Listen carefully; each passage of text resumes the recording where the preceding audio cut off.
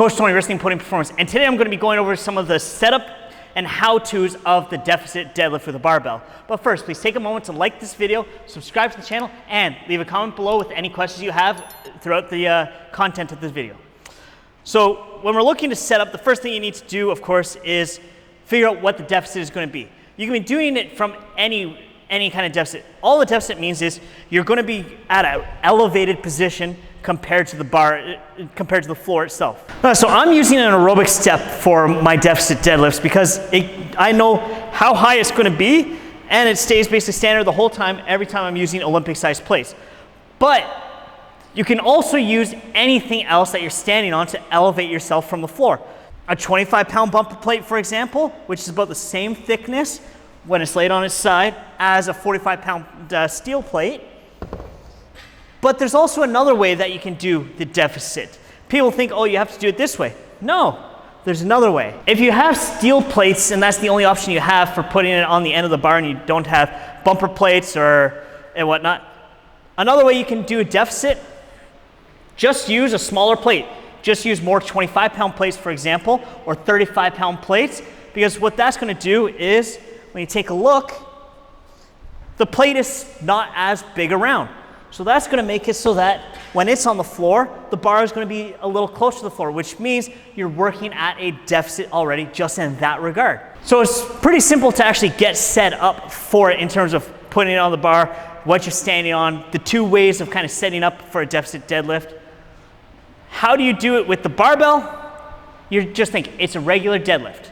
So I just grab a regular barbell and I approach it the same way as I do a regular deadlift. The first thing I do anytime I'm doing deadlifts is I go sock-footed. The reason for that, if we take a look at a shoe from the side, you're standing on this thickness here. So like when I'm doing deadlifts, I prefer not to be really standing on anything. I like to have my feet firmly on the floor, nice and flat. This gives me not just confidence, but it also puts me in a nice position to really pull off the floor and drive my feet through the floor.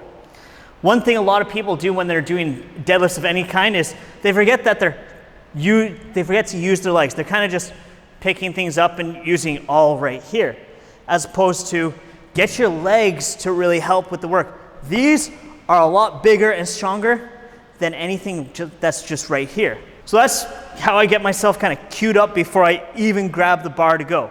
Shoes are off, I've grabbed the aerobic step to do the deficit, and from there, we grab the bar. I always warm up with an empty bar. The reason for that, helps prime the movement. It's not heavy, so I can go through the movement pattern, get the nervous system being like, okay, this is what I'm doing today. So from here, I get myself set, my feet are directly under my shoulders basically. That's the strongest position I'm going to be in order to pull off the floor. From there, I just hold it basically shoulder width apart. So for me, I'm right at the start of the knurling basically, and it's just a regular deadlift.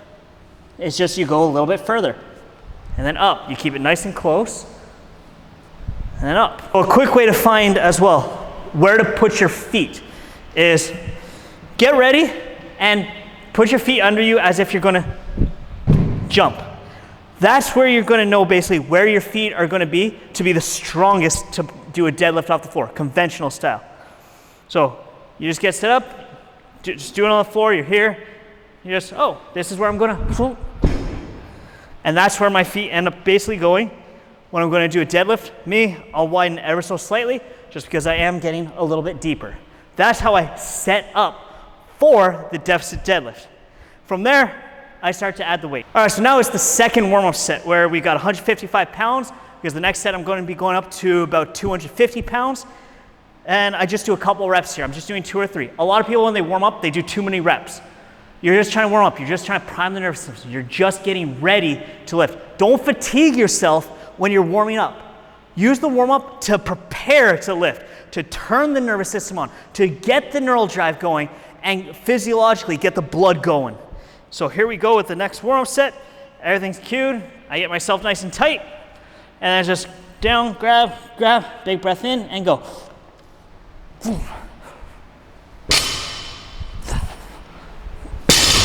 Just 2 simple reps.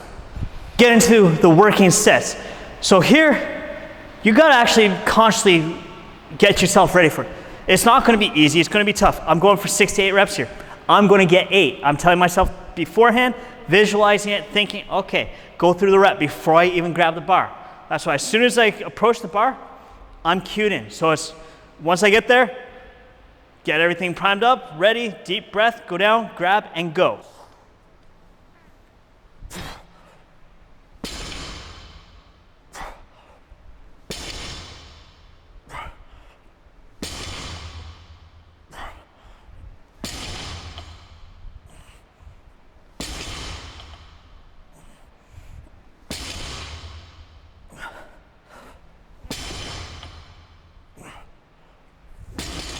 All right, so there you have it. That's the how-to and some intricacies of the deficit deadlift, how to get it set up and how to perform it. You perform it, the actual movement, the same way as you do a regular deadlift. You just go a little further. In terms of setting it up, there's 2 ways. Stand on something or use smaller plates. The stronger you are, you're gonna have to use a raised platform, just because you're not gonna have enough small plates to go to the end before you run out of space. Using the standard 45 or standard Olympic plate allows you to always know what the height is going to be. Because some of the steel plates are a little bit different in terms of their diameter, but it's not going to be by much. There you have it, the how-to of the deficit deadlift. I was just doing 255 pounds for it's my rest week, so 2 sets of 8 with a pause on the floor. There's 2 ways to get set up.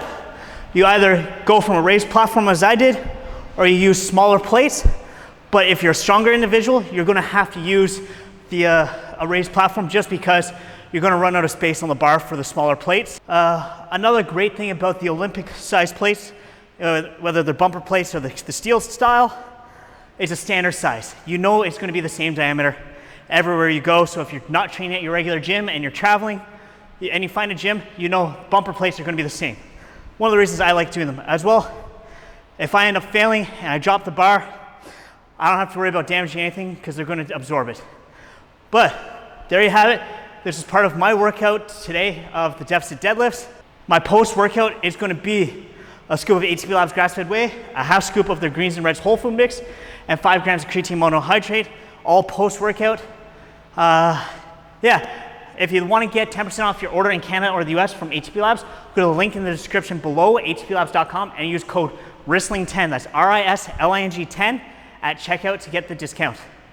If you like this type of video, please take a moment to like the video, subscribe to the channel, and leave a comment below. This allows me to know what you want to see more of. Anyways, thank you. Now go get some deadlifts in, try some deficits. It's going to help your initial strength off the floor, and embrace your potential.